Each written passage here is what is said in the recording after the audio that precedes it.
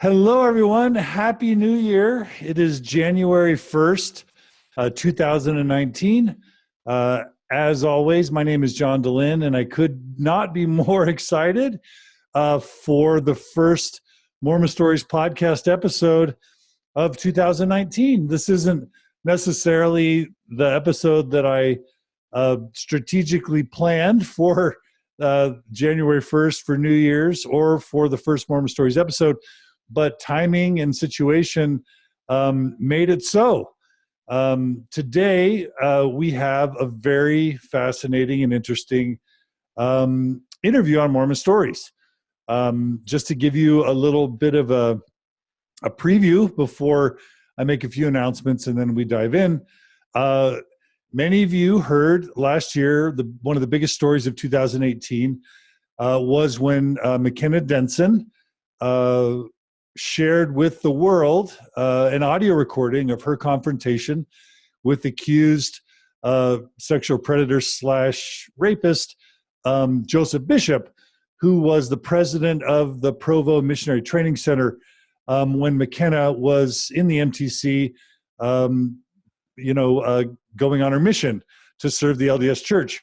And in that audio recording, Joseph Bishop acknowledges or admits to not only sexually assaulting McKenna, but other people as well.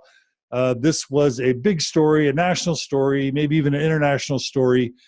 And for those of you who have been following Mormon Stories podcast over the years, you will have heard us interview last year Sam Young, the Protect LDS Children's Movement, which has been very closely tied to McKenna Denson and Joseph Bishop, and lots of other stories where we've learned again that in way too many instances, the LDS Church is found to protect sexual abusers at the expense of victims, and also to punish people who attempt to speak out about and expose the church's problems with how it deals with sexual predators.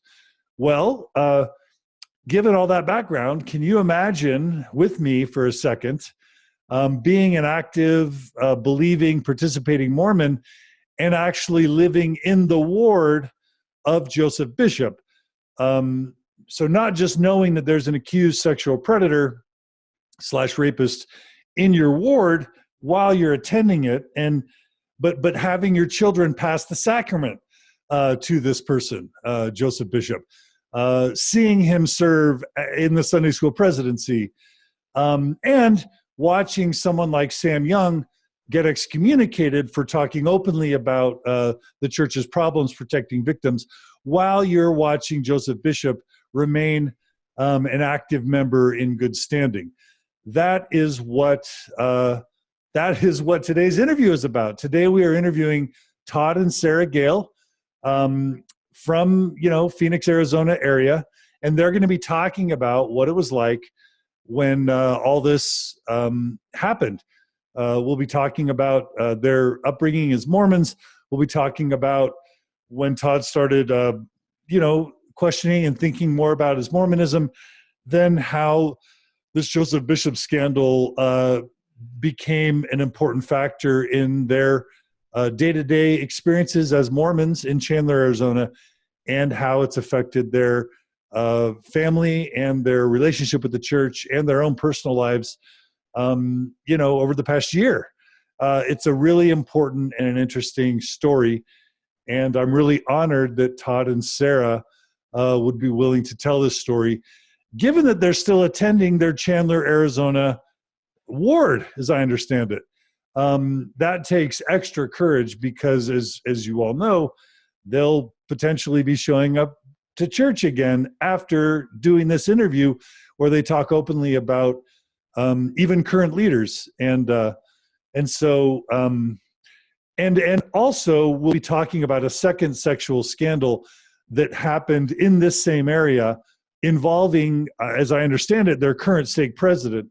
There was a sexual scandal that happened back in 2010 with a mother-daughter pair who were Mormons, Susan and Rachel Brock, who are in prison now for sexually assaulting a young man who was Mormon as well. And as I understand it, the bishop who presided over the handling of the Susan or Rachel Brock sex scandal, is now their current stake president. Now, they'll be able to correct if I got any of this wrong. But without any further ado, Todd and Sarah Gale, welcome to Mormon Stories Podcast. Thank you. Hi, John. It's good to have. What's that? We're happy to be here. Couple quick shout outs. First of all, I want to thank Jeremy and Molly Young for letting us use their home to record this episode. I think you guys don't have great internet connection where you live. Is that right, Todd and Sarah? Yep. We don't. Yeah. So shout out to the Mormon, and some of you will remember my interview with Jeremy and we didn't interview Molly, but Jeremy and Molly have now launched a new social media presence called Mormon Wine Snobs, and you can follow them on Instagram and probably on other places. But they have become connoisseurs of wine and feel really passionately about sharing their love of wine with others. I'm not a drinker, at least I haven't been yet. So that's not any official endorsement of alcohol, but we know that many progressive and post-Mormons have found a way to incorporate alcohol healthily into their lives. And so shout out to Jeremy and Molly for trying to encourage a healthy relationship with something that was forbidden to many. But most of all, thanks, Jeremy and Molly, for letting us use your home for this recording. A couple quick announcements. I just want to thank all of our donors for 2018. We had a great year, definitely one of our best years ever, if not our best year. One of the greatest things about 2018 was we were able to finance a billboard campaign for several months. And my social media, my web developer, Jeremy Cargill, let us know that we experienced an 18% increase in new visitors to mormonstories.org over the 3 months that we had this really prevalent and awesome billboard on I-15 around 3200 South. It may still be up. They may have taken it down. But for those of you who are able to travel northward on I-15, on the right-hand side, you would have noticed around 3200 South a billboard that said, know your religion, and then Mormon Stories Podcast. So a shout out to Travis Stratford for designing that, and a shout out to all our donors for funding that campaign. It was a very successful campaign. And I'm very excited to also announce that we have a new project in beta form that we will be launching in 2019. If you go to mormonstories.org, in the menu, there's now a menu item called Truth Claims. And this is a project where we're going to be telling the story of several Mormon truth claims with the intent of just putting on Mormon Stories some written resources around all the different elements of truth claims that the church stands behind, whether it's Joseph Smith, the First Vision, Treasure Digging, the Book of Mormon, Book of Abraham, Joseph Smith translation, doctrinal changes, Mormon culture. We have a very thoughtful and educated donor who wishes to remain anonymous at this point, who has written a bunch of really cool information about Mormon truth claims, and he's donated his writings to mormonstories.org so that there can be some information about Mormon truth claims up on the website, and you can go check that out now. What we plan to do is feature several of these truth claims in Mormon Stories episodes in the coming year, where we'll be digging deeper into a lot of these issues, including folk magic, the Book of Mormon, Book of Abraham, all the stuff that you would expect. We hope to be going in depth to make sure Mormon Stories provides its version of the stories behind Mormon truth claims. You can think of these essays as essays that the church should have written when they did the Gospel Topics essays that are respectful, that attempt to be neutral, but that relate the evidence around Mormon truth claims in a way where people can learn.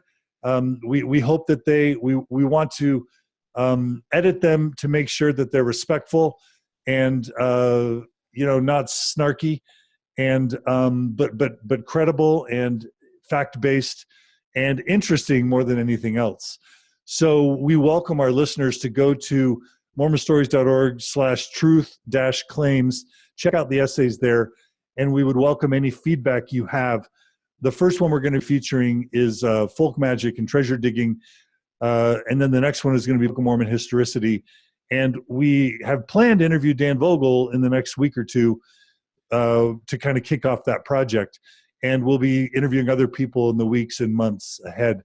So I just wanted to announce that. And if all goes right, we are working with a billboard company to release new billboards in the Salt Lake area for 2019 that bring attention to these issues around truth claims.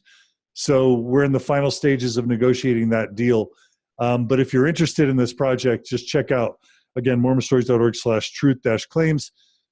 And we would love, we would love you to know about that. For those of you who don't know, just as a side project that's not directly affiliated with the Open Stories Foundation, my wife, Margie, Natasha Helfer Parker, and I have launched a new project independent of Mormon Stories and the Open Stories Foundation, for now at least, called The Gift of the Mormon Faith Crisis. We are doing a weekly podcast where we are each week tackling questions that people have around a faith crisis.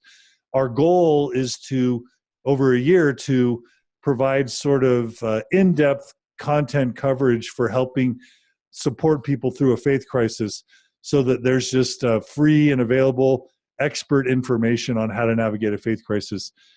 Check us out at mormonfaithcrisis.com. It's also called The Gift of the Mormon Faith Crisis. And we hope that this project culminates in a book that can just be this manual one-stop shop for navigating a faith crisis. That will be a main focus for 2019 for me and Margie and Natasha. Again, this is separate from the Open Stories Foundation, but it's very much related to many of you who are listening. So please go to mormonfaithcrisis.com, check it out, share the word, and give us whatever support you can there as well. So that's the announcements. Other than, some of you will know that there's a lot of demand for the workshop and retreat content that we have historically shared for people in faith crisis. We'll be announcing locations and dates for workshops over the coming months and year. So if you're interested in attending a faith crisis workshop or retreat, if you're struggling in your marriage around faith crisis issues, if you're struggling with the extended family, concerned about raising kids, experiencing depression or anxiety, trying to rebuild a sense of spirituality or positive mental health, whatever it is, these events are very highly rated, always 4.9 out of 5. And people say that they're well worth the investment and that they've saved their lives, they've saved their families, they've saved their marriages, etc. Natasha, Margie, and I are going to be doing these workshops in 2019. We're super excited about it. And please email us at mormonfaithcrisis@gmail.com or go to mormonfaithcrisis.com/events, and you can check out what events are going to be announced. And we would love to provide the service to anyone who needs it. So that's all our announcements for today. Now let's get to the main event. We want to thank everyone on Facebook who's joining us live. We are live streaming today's episode, even though it's New Year's. We have several people who have already joined us. Wow, 89 people have already joined us. That's a great number. Shout out to everyone who's joining us now. Happy New Year, Zan, Allison, Masij. I don't know how to pronounce your name, Maciej. Please tell me how to phonetically pronounce your name. You're one of our top fans. Rick and John and Jeffrey. So many cool people have joined us live. We want to just welcome you all and say thank you. We hope to give you guys a really good episode today. By the way, if anyone wants to help Mormon Stories podcast, one thing you can do right now is share this episode on your wall in groups, etc., and say, hey, today we're going to be interviewing a couple that's in Joseph Bishop's ward who's been accused by McKenna Denson of sexual assault. And we're going to be covering a really important topic, which is what it's like to live in the ward of accused sexual predator who goes unpunished, as far as we know, while people like Sam Young and others get punished for talking about these issues. We would really love people to share and promote this interview. If I could see, 50 people share this episode, we can get our live listeners up to 300 or 400 and really make a difference, because that's what we're trying to do. Our goal on Mormon Stories is to help the Mormon Church harm less people. We're not trying to embarrass the church. We're not trying to hurt the church. In fact, if the church became more healthy and a positive experience for the members, we'd be thrilled, because that's really what it's about. Let's help the church do less harm, and that's why we're doing this. So please share this interview with everyone you can on Facebook right now, and let's see how large we can get the number of shares and the live viewing audience. That'd be amazing. Victoria, thanks for joining us, and it's always great to have you. Jeffrey, Noel's joining us from Australia. Lori is joining us from Canada. So Todd and Sarah Gale, welcome to Mormon Stories Podcast. I imagine that must be very, very hard to speak out publicly on an issue like this when you're still attending your local ward as Mormons. And it's always a sensitive issue to speak about, matters of sexuality and to be public about your concerns. And it can be terrifying. So why don't we have each of you, Todd, why don't we have you go first? Why did you decide that as a Mormon who's attended church, you wanted to speak out publicly about what it's like to have accused sexual predator Joseph Bishop in your ward, where your children are actually passing the sacrament to him and seeing him apparently go unpunished, while people like Sam Young are being punished for just talking about these issues? Why did you choose to come out publicly? Great question. I think I followed the church protocol. Soon after the recordings came out, Sarah and I met in private with our bishop. We shared our concerns, and we said, Bishop, our bishop of our ward, we're concerned about this. At the time, I said, I know for a fact, at least on one occasion, that he, as a member of the Sunday school presidency, that was his calling at the time, substituted for my then 13-year-old boy's Sunday school class in second hour. And I said, Bishop, as my bishop, I have a problem with that. And I asked him, what do you know about this man? Have you listened to the recording? He's an accused sexual predator. There was a BYU report released shortly thereafter that confirms that. So there's two valid sources that of his admitted actions to McKenna Denson. And I said, Bishop, I have a problem with that. I need to know what is his current status is. And so we'll get to the details of the story later, but you're just saying you were threatening your own safety, the own safety of your family was a motive. Is that part of it? Right. I mean, Sarah and I had made an agreement years before when it comes to bishop interviews, anything related to that level of priesthood leadership, that we, at least one of us, are always present in those interviews. So sirens went off when that recording came out, because her and I were already on the same page about being alone with anyone, right. Church, not church. So from my point of view, I felt I had a right to know. This is my ward, and he's, at least on one occasion, was in a class with my son, much less other kids in the class. Okay. So that was my... So one motive was just being concerned about the safety of your own family members. Without going into the details of the story, any other broader motivations for why you want to tell your story? I think just justice. From the Salt Lake level, it seemed as though nothing was happening. No actions were being taken. It became status quo in our ward. On a ward and state level, they quickly tried to smooth it over with smooth talk and saying it's okay. And they tried to make it kind of go away and make it seem like it's all back to normal, nothing to worry about, back to status quo. Okay. So you want to make sure there's justice and accountability, it sounds like. Sarah, is there anything you want to add? I would just say that although it's a really hard thing, especially because we're still attending this ward with our children, I've always been taught in my life by my parents and also throughout my membership in the church, right from wrong. And so from the very beginning, when this happened and came out, I've been conflicted with that this is wrong. This is wrong, and I can't keep quiet anymore about something that I know deep down in my core is wrong. And so that's, why I think we've built up our courage to share our story.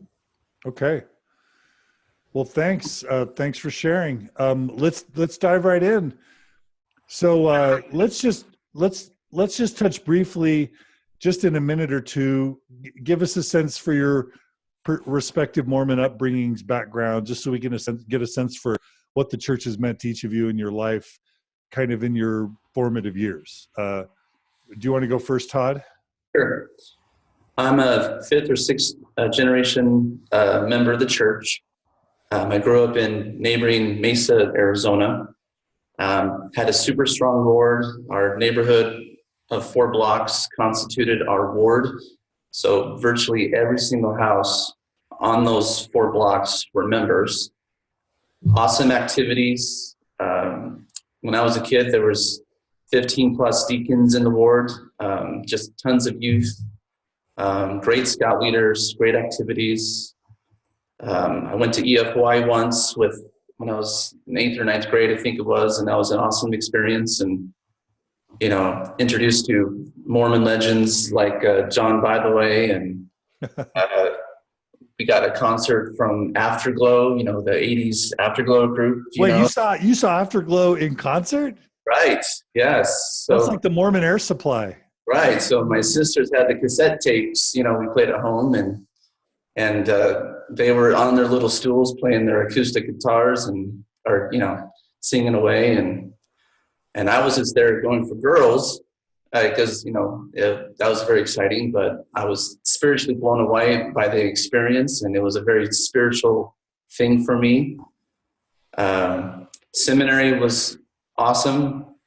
One of your previous guests, Heidi Nielsen Packard, we went to school together, and I reached out to her after I heard her podcast, and I think we shared the same class, definitely the same 9th grade seminary teacher. That was a very profound experience for me. We learned the Book of Mormon for that year, and testimony grew. Served the mission 2 years, leadership callings within the mission. I even extended a month because I felt maybe I didn't give all that 100%, and maybe that extra month sealed the deal for me. Self-reflection, at the time of, did I give everything I had on my mission? Great youth. I had the utility component with the social, the family, the group, and then when I became a teenager, the validity component grew within me, that my testimony was anchored in Joseph Smith and the founding doctrines of the church. Okay. So a very devout, would you say Orthodox Mormon upbringing? Very much so. And strong love for the church. My father was in 2 stake presidencies, and so I got to meet then Elder Oakes, when he was released, called for the second stake presidency. And then Elder Nelson at the time, President Nelson now, came to release and called the new stake president. So I got to meet both of them, given those experiences. So wonderful experiences as a kid, for sure. Okay. All right. How about you, Sarah? What's your kind of Mormon cred background? Same. I was born into the church. My parents and our families were extended families, very active in the church. Very proud of our pioneer heritage. One of my great-great-grandfathers was one of the first to settle in the Bear Lake, Paris, Idaho area. And it's become a tradition for our family because we're so proud of our ancestors and their sacrifices and what they went through.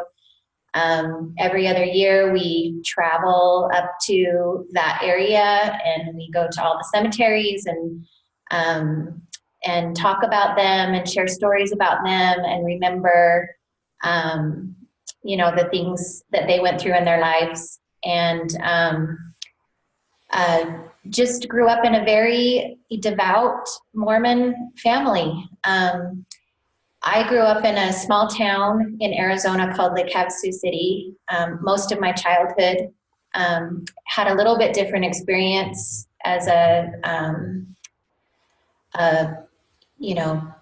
youth, because in Lake Havasu there weren't very many Mormons, weren't very many members of the church, and so my parents were often in those leadership positions that that are involved with the youth.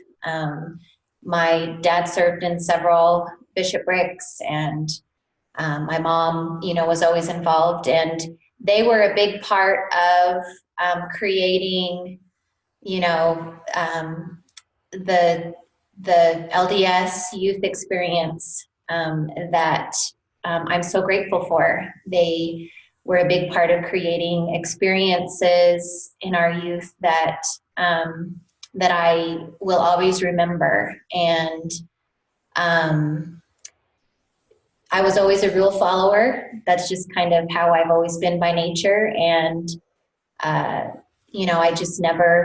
never questioned, never doubted what I was being taught, and just followed the teachings, and it always just made sense to me, and I always just believed.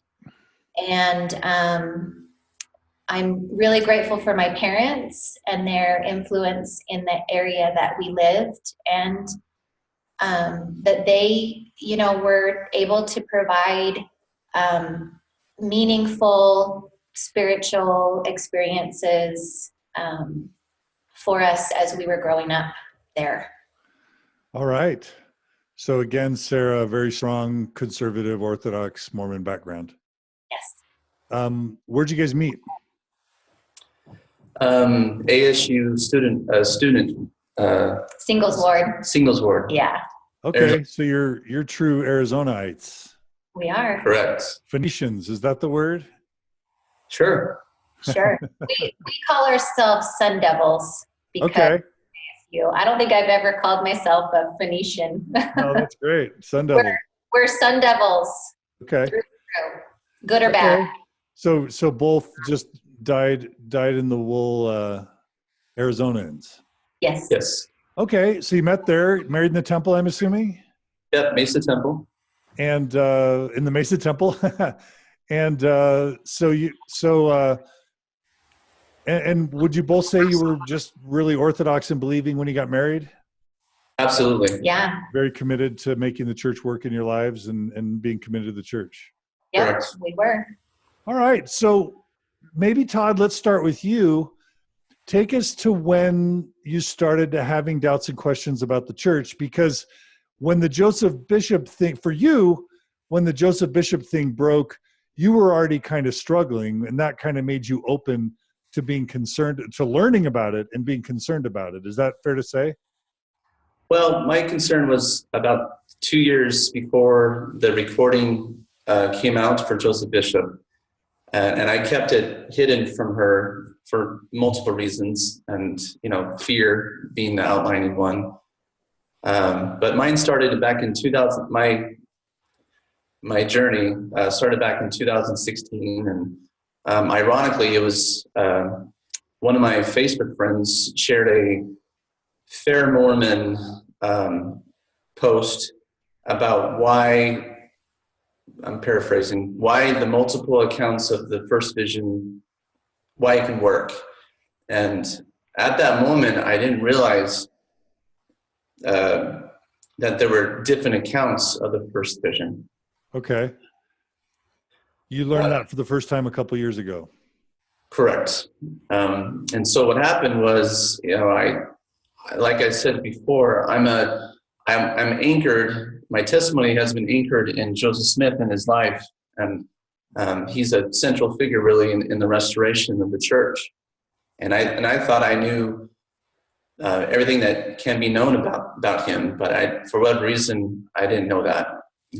I remember on my mission I brought the Truman G. Mattson cassette tapes, if you remember those recordings. Absolutely. On my mission, and my mission president was super strict, and we can only listen to Motown music, but I smuggled those tapes and I was able to listen to them on P days. But for me, it gave me firepower, it gave me energy, gave me drive to go out there and hit the streets and preach the gospel. I remember on those tapes, Truman Mattson would mention that there were other accounts, but he led you to believe that they all said the same thing.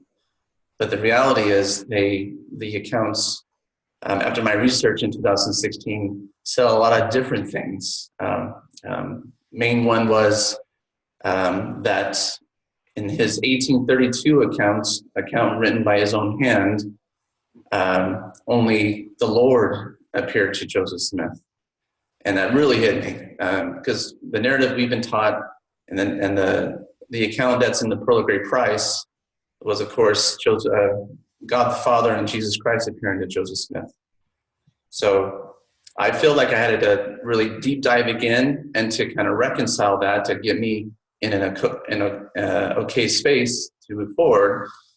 But what happens, and I think it happens with a lot of folks, is once you do that deep dive to figure out, okay, I can reconcile this issue, another issue pops up, and another one, and another one. And so, I learned more about Joseph Smith that I didn't know before, about his marrying of young girls, girls that he was twice the age from, girls that are as young as 14, marrying women who were currently married to other men at that time.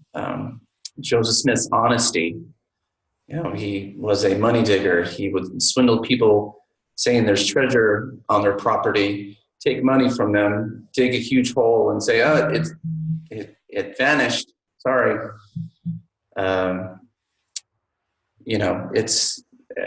My shelf got bigger and bigger with these issues, and I would dive into more and more topics.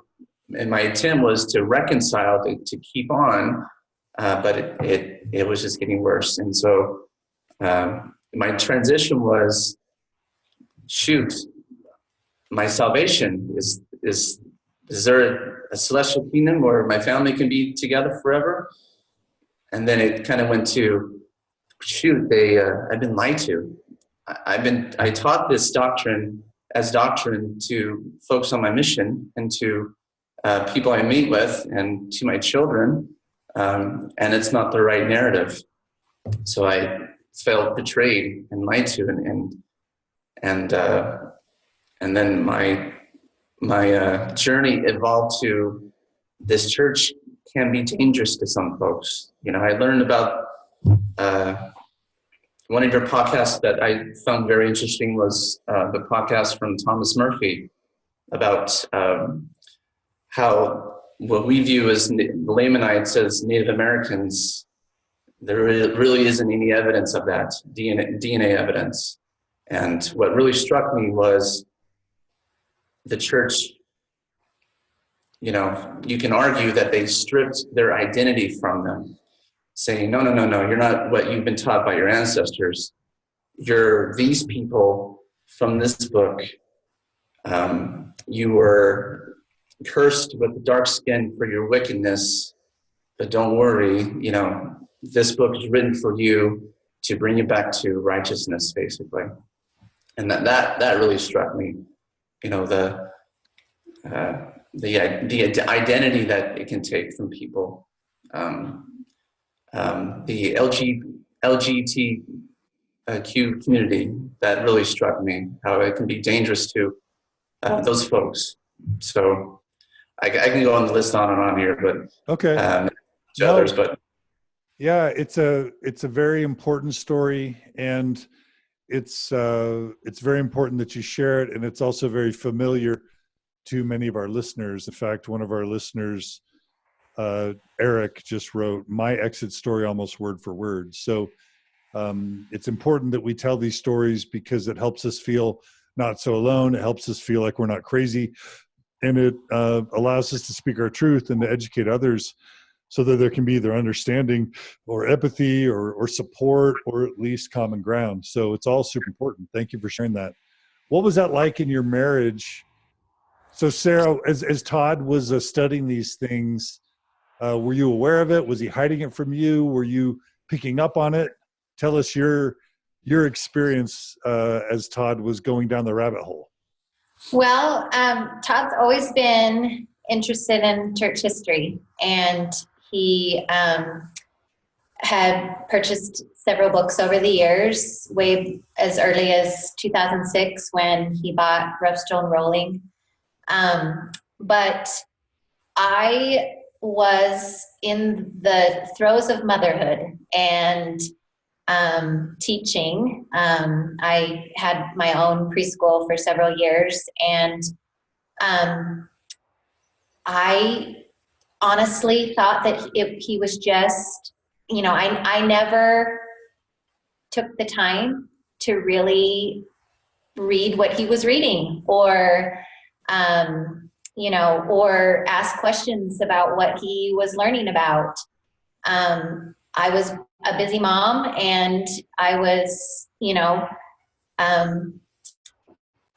busy taking care of our children, and so, you know, in that respect, you know, I am kind of embarrassed to say that I didn't really pay much attention to that part of his life. I would see him sitting on the bed reading, or I would see him with an earbud in, and I always just thought he was listening to conference talks.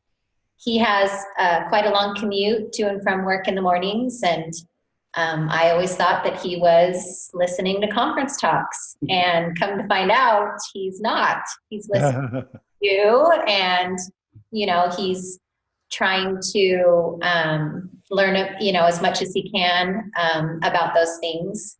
Another thing about Todd is that he's very sarcastic, and that's kind of part of his sense of humor. And so over the years, he would make a comment here and there, a sarcastic comment or remark. And, you know, looking back now, that was his way, I think, of, you know, dealing with what he was learning, but also that was, I think, his way of trying to tell me.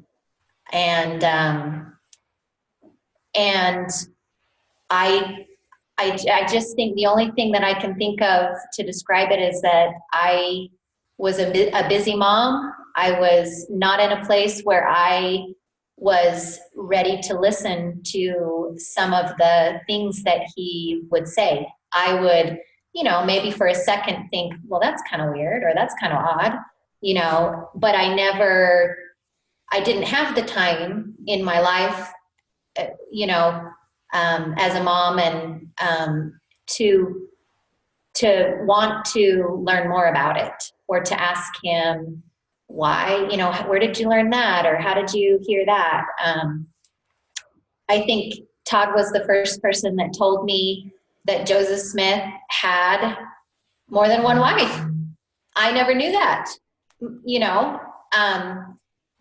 We were always taught growing up that it was Joseph and Emma, and that they had this amazing relationship. I had a statue sitting on my piano for years and years and years of Joseph and Emma, with the caption, or the a little tag at the bottom that said devotion. And he was the first one to tell me that Joseph had that many wives. And at the time, I wasn't in a place where I could investigate that further, or ask him, to more detail about that. And, I remember being bothered by it, but just not able to really, allow a place in my life to want to learn more about that. That's very, very classic. That on the one hand, Todd, you're going down the rabbit hole, and your whole life it feels like the whole ground upon which you stand is collapsing. You're scared to communicate that directly, but in whatever ways you can, you try and maybe even passive aggressively or subtly broach the subject. And in your case, I think you're a little bit fortunate, because it doesn't sound like Sarah was consistently angry at you or threatening you or harassing you just for learning and evolving in your faith. But it was probably hard for you, Todd, as you were trying to communicate with her. She was just so busy and focused that she wasn't really connecting with what you were experiencing. And so I imagine whatever the marriage was like before, that couldn't have brought you closer together. It must have been a strain on the marriage. Yes. Definitely. Sarah would double concur on that one. So, at first your life is challenging, and, you're raising kids, and, Todd has a fast-paced, high-pressure job, and I was running my own business, and, and handling our church callings, and, trying to be the perfect members of the church. That's, I think, something that I've always really personally, I'm a perfectionist, and I want to be everything for everyone. And,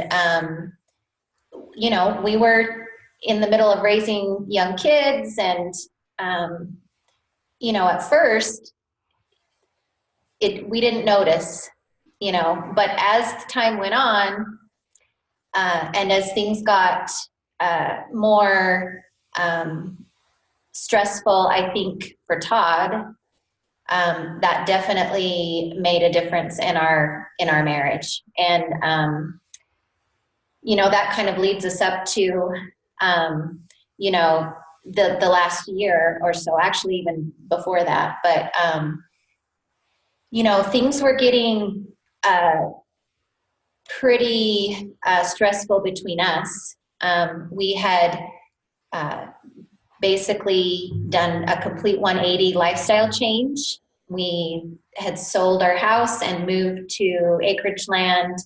I quit teaching preschool after 8 years. We were kind of starting a little farm that we've been working on for a year and a half. And, at the time, our marriage was strained. We were fighting a lot. Todd was really detached from the family. He would come home from work and he wouldn't engage with the kids.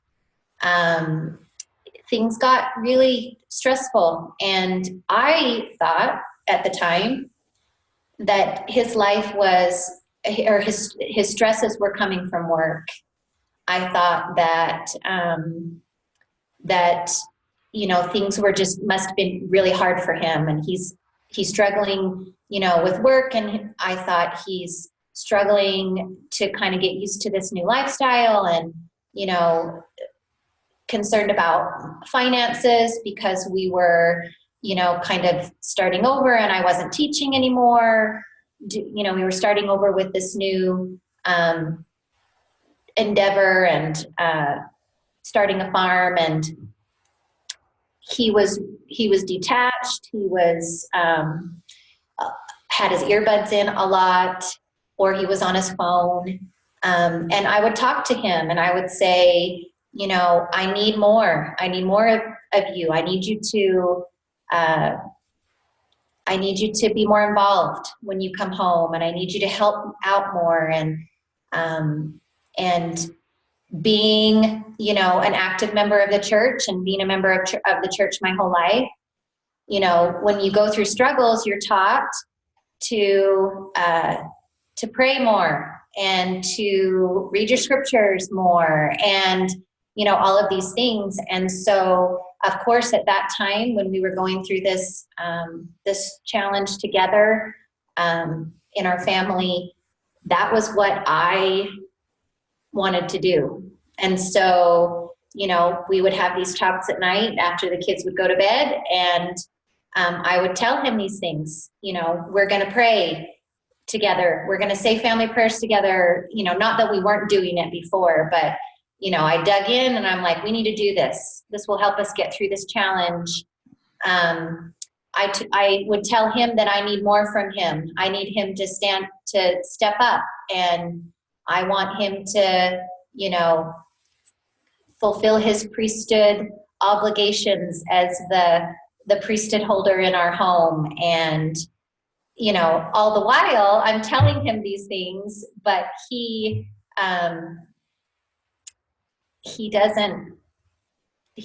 not fully engaged in that anymore, and was struggling was struggling with his testimony, and I didn't know that he was. And so, I'm saying I need this from you, and it just, it was a stressful time in our life for sure. Yeah, that sounds really hard. And that's very common. The more the doubter or questioner goes down the rabbit hole, oftentimes it triggers fear in the heart of the believing member of the relationship. And it causes them to retrench more and to demand more orthodoxy.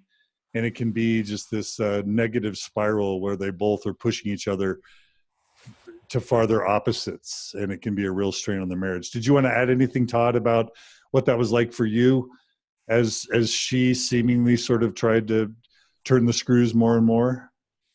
Well, we talked about this, and, she brings a lot of great perspective, and I really didn't fully see her perspective at the time. I was wallowing in my own despair, so to speak, and desperately trying to figure it out for my family. All the while I was, demands of work and, everything that comes along with life.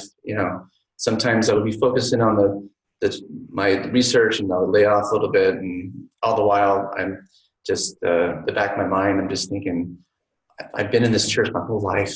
I put my blood, sweat, and tears into this, and now I'm finding this out, and it's just, incredibly difficult. It was an incredibly difficult time for me, for sure. And in fact,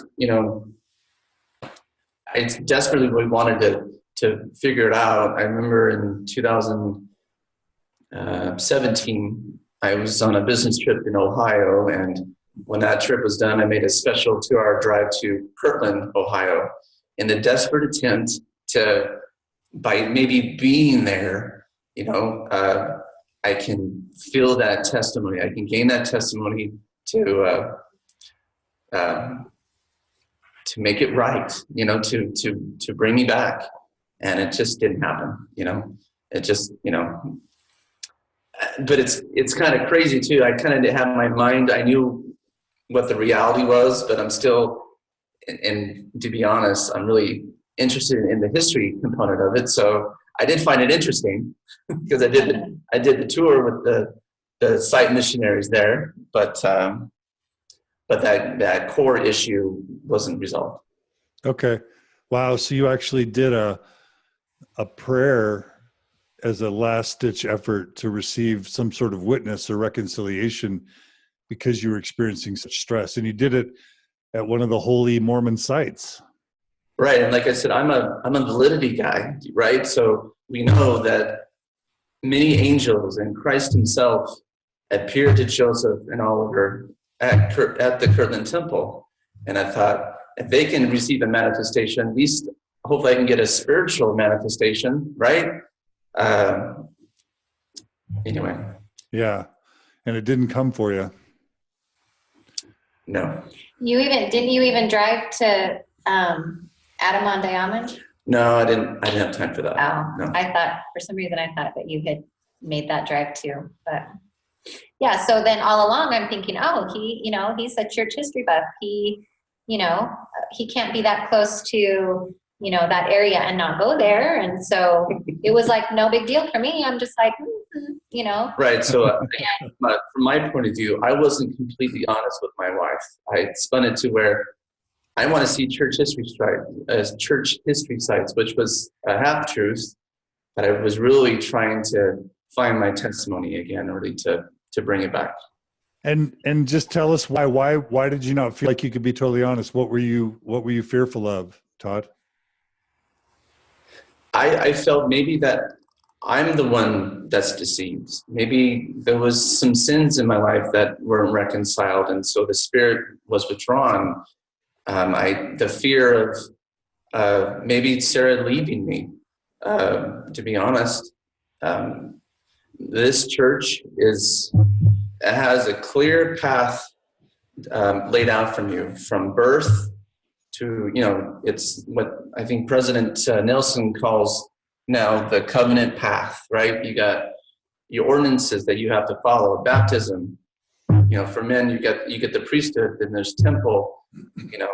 I was her ticket, I guess, to the celestial kingdom, right? So there's, in the mind of a Mormon, a true believing Mormon, there's eternal consequences when a spouse that you're sealed to loses the faith, and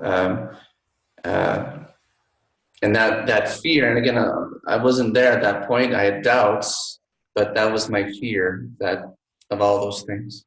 Yeah. We're getting some great comments from our listeners who are joining us live on Facebook. Emily writes, this is Emily Johnson. I knew Todd looked familiar. This is a guy I looked up to in high school. He and Heidi Nielsen were in my ward growing up. A shout out to Heidi, who has been on Mormon Stories before. We sure love her and her husband. Emily writes, they're a year older than myself in school. These are great examples of how and who to be like as perfect members, as I felt myself always wanting to be like them. It's beautiful to be looking up to them again all those years later for standing for truth, no matter how hard it is. It is healing and comforting to hear their stories. Thank you for being so brave, Todd and Sarah. I know it is not easy at all. Do you remember Emily? I do. So thank you. I appreciate that. A little character witness. Thank you, Emily, for reaching out.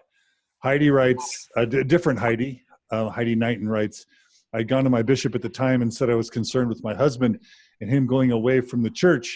And he flat out told me to get a divorce. And then right after he said, I told him he's full of SHIT, because if this church was about families, then why would he tell me that? So after I swore at him and yelled, I walked out of that office and then went home and told my husband to tell me more of what you were reading. I want to know. So that's Heidi's sort of sharing how difficult it can be to be in a mixed faith marriage within Mormonism. Sometimes members or family members or ward members, and sometimes even in-laws, the parents of your non-believing spouse will tell you to leave your spouse. as a result of this. So it's really complicated. Rachel writes, I'm feeling this. So thank you, Rachel, for chiming in. Lots of people connecting with your guys' story so far. So thank you for being willing to share. You're welcome. And by the way, it sounds like the arc of this story is going to be how Joseph Bishop saved our marriage. You know, John, we're going to get to it, but that was Sarah's. Excuse me, one second. The sun came out here in Arizona, and so we're shutting the blinds ever so slightly. So, no worries. That issue, I mean, that for our personal sake and was in a sense a blessing. It finally, that issue, and I guess we'll get to it, was Sarah's, that was the straw that broke that camel's back for her. And it gave me finally the green light to have courage and say, yes, these are my concerns too. Okay. Yeah. So let's get to the story. So Todd, what else do you want to tell about your background before we talk about the Joseph Bishop introduction to your faith crisis? Did you want to tell anything about family members struggling before the Joseph Bishop thing? Yes. I'm going to talk about my family, but I'm going to just emphasize that I love my parents and I honor them and I cherish them. And what I'm going to just share is just my feeling, and it's no reflection on them at all, or my sister. So one thing that I come to realize is, and I'll just touch on this slightly, is I have a brother. He passed away in 2005. He took his own life. And he, like me, grew up in the church, was strong, went on a mission. But after his mission, he, in the church's eyes, made some wrong decisions and got into alcohol and some substance abuse, and life became hard for him. And speaking to my original comments of how the church can sometimes be dangerous for members, in my view, my brother felt guilt that he let his family down because he, was post-mission. A couple years went by, wasn't on the covenant path, so to speak. And the expectation is you get married, and you get married in the temple, and you do it fairly quickly after your mission for the progression. And, it didn't happen. And he felt that he let us down, me, my parents, my sisters, or just family in general. And I think, in my opinion, that fear or that guilt, that strain comes from the teachings of the church. I do, because they set that bar high. The expectations are there, and I think that's one of the things that was a downfall for him. That guilt that he felt. I think I'm just recently come to grips with that. I don't think I properly mourned the death of my brother, and he passed away in 2005. And in my opinion too, I think the church teaches members, if someone is not keeping all the commandments or doing the right things, perhaps you need to distance yourself from them. I think there's some teachings out there that support that. And in a way, I distance myself from him. And perhaps it was for that reason. And I have guilt for that. And I need to come to grips with that and reconcile that with myself. And I love my brother, and I miss him a lot. And it's just a shame that he's not here, because you think I'm sarcastic. He's the king of it. Maybe I got it from him, but he was a funny guy, loved by everybody, by his peers, and his life just came short. So in that aspect, one of my concerns I have with the church, it creates guilt on people who don't follow that path. There's no wiggle room, and it puts guilt on people. Several listeners, Todd, Jess, Victoria, Ivana, Heidi, myself, we all express our condolences at that loss and our gratitude for your willingness to be vulnerable about that. And I know I see Sam Young has joined us. The shout out to Sam Young and McKenna Denson and everyone behind Protect LGBTQ Children and everyone who in their own way is battling, the shame and guilt messages that the church conveys, or the issues around sexuality, whether it be masturbation or pornography or LGBT stuff, or even just law of chastity. Any of these standards around sexuality that are just, we're all for healthy sexuality and healthy, happy living, but somehow these standards, the way they're implemented, the way that the worthiness interviews cause people to feel guilt and shame and to feel horrible about themselves, and all this stuff can lead to tragedy, not to mention the LGBT stuff, which is just completely tragic with all the suicide rates and depression and anxiety rates around how the church handles matters of sexuality. We just send you our love, our gratitude for being willing to talk about this and stand with you in our concerns, and hopes that the Mormon Church will make important changes in these areas. Thanks for talking about it. Can I add something to that? Please, Sarah.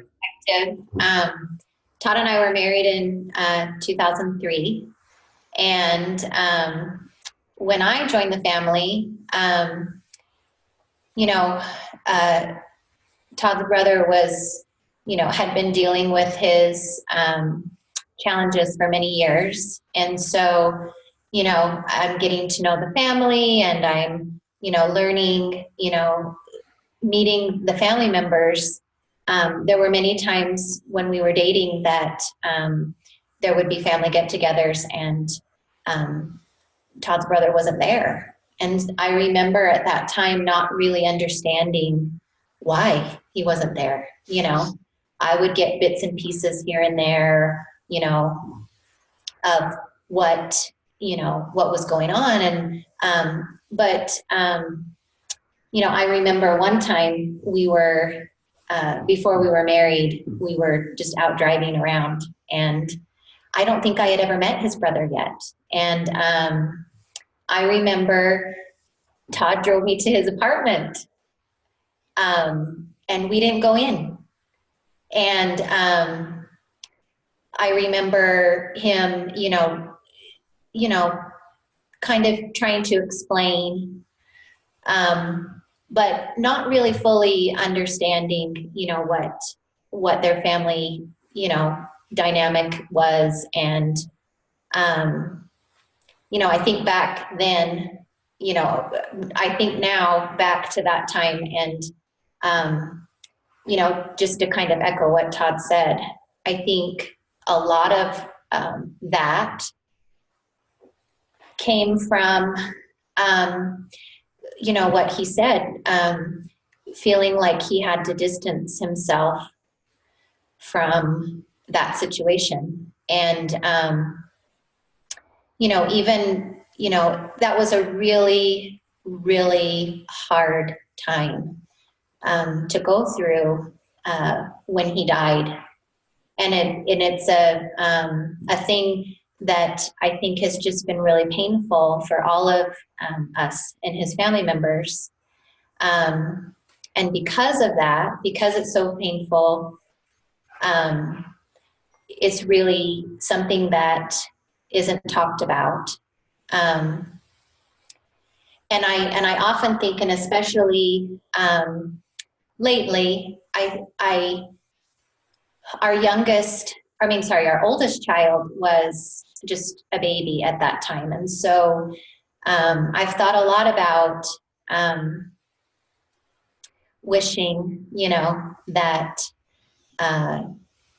or not wishing, but just feeling bad that that our kids have grown up not knowing their uncle.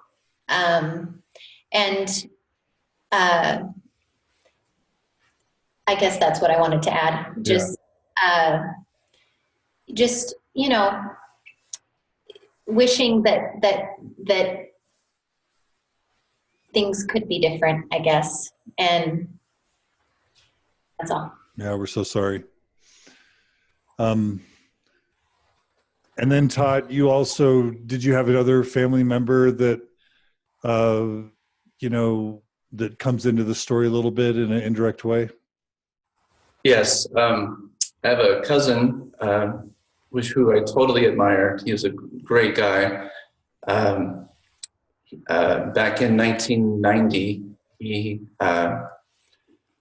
turned his papers in for mission farewell, which I went to the MTC, and a few weeks later, he admitted that he was gay. And I recently talked to him about it, and he shared me his thoughts. And to me, it's just another example of how the church, it's not a safe place for those individuals and also their families. This occurred, almost 30 years ago. And I think the church was more coarse back then pertaining to this than it is perhaps now, maybe not, but it was just tough. He was treated badly. He was treated badly by his NTC president. He was treated badly by his bishop and stake president, and told the stake president basically told his parents, my aunt and uncle, you have a choice. It's either the church and its doctrine and teachings or your son.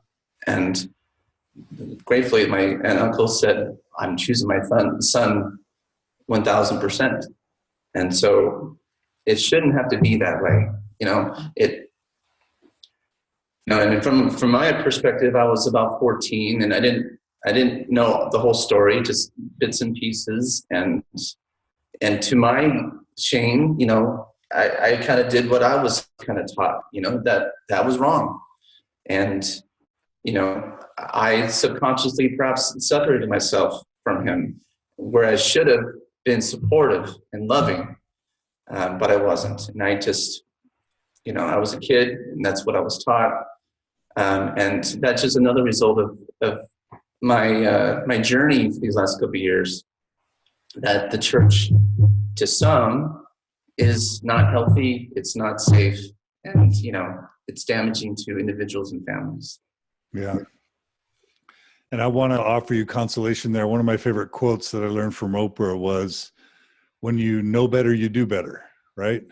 Absolutely. And so we all, the Zelf on the Shelf folks, Tanner and Samantha, at least they've made popular this saying, I'm sorry for what I did when I was Mormon. I think we all have behaviors and thoughts and feelings and things we've said that we wish we could take back, but we were all doing it as sincere believers at the time. And so, yeah, we're all responsible, and we should learn from our mistakes. And in some sense, we all, to some extent, did good things because we were Mormon or are Mormon, and we did bad things because we were or are Mormon. And we came by all that honestly,